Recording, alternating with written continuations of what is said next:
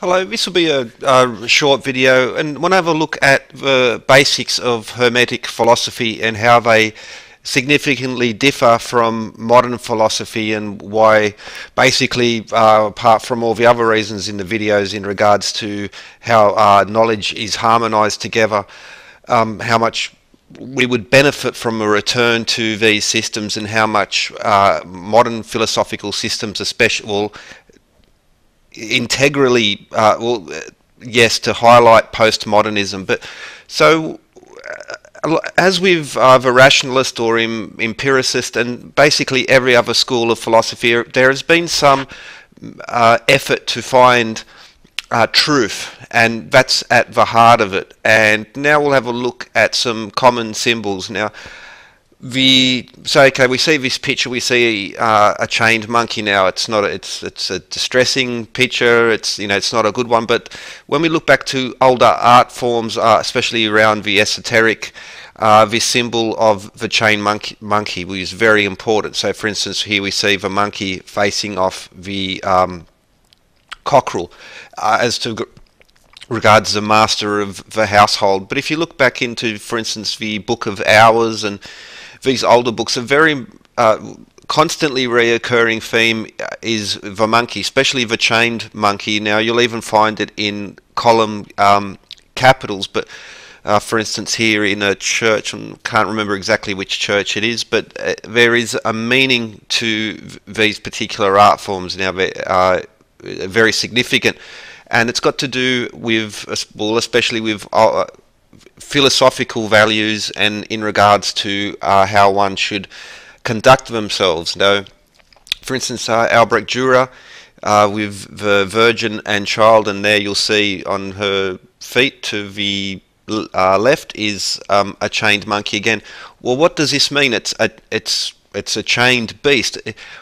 What it is implying is that we need to chain the bestial side of ourselves. So here's another very famous image. Now we get a close-up, and once more we can see the chained monkey once more. So it's about chaining your bestial side, about overcoming your base emotions, your base temptations, and about becoming a more rational, intelligent person, as opposed to this image where the monkey is unchained. Now, here we see they're very lustful. They're chasing after they're giving into their temptation. And, well, as with all things, we need to have a bit of a mix or a blend. But what happens is that, especially with postmodernism, it's now become all about feelings and, yeah, well, how I feel now. What is postmodernism? Is Michel Foucault. This is, a picture says a trillion words, and this speaks volumes about postmodernism. Postmodernism is gibberish.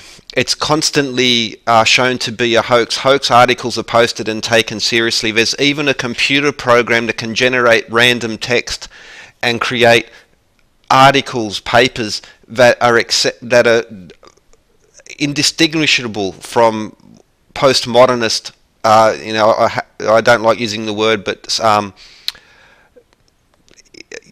there is no word, because you can't call it academic, you can't call it scholarly. Postmodernism is a joke.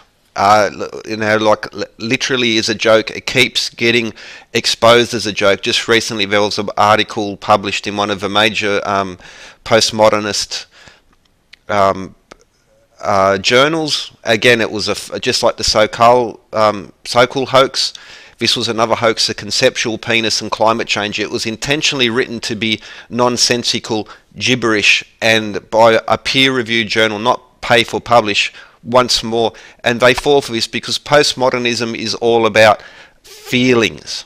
And we all have feelings, but if we let the monkey off the chain and we only have feelings, then we don't have rational intelligence. Postmodernism is defined from all other schools, including modernism, in that they don't believe in truth. Everything is about power structures. Now, Michel Foucault, basically, he was a commie when communism collapsed and was shown to be a sham. He just rewrote the book and changed everything into power structures. That's all it was. So as opposed to basically everyone else. Postmodernism holds there is no truth, there is no meaning, there is no certainty. It's all about power structures, and it's basically who can hurl the first insult and declare the first person to be of power. Okay, the soul is the prison of a body. Gibberish. This is postmodernism. It really here's some postmodernist architecture. Postmodernism is cancer.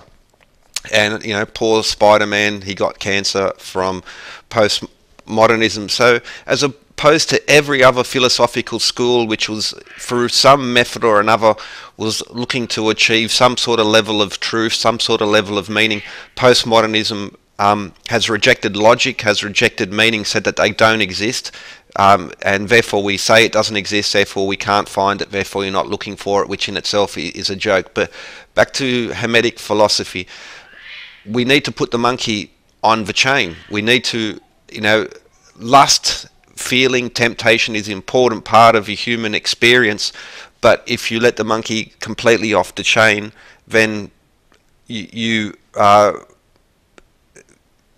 release, you toss away so much. Is that what separates us from the beasts? And we have these bestial instincts, but we have a higher level of intelligence which needs to be exercised, which needs through discipline, through study, through rational thought, through logic, through the search for truth. And so that's pretty much it. But yeah, postmodernism is cancer. Hermetic philosophy has to do with the search for truth and about becoming a better person.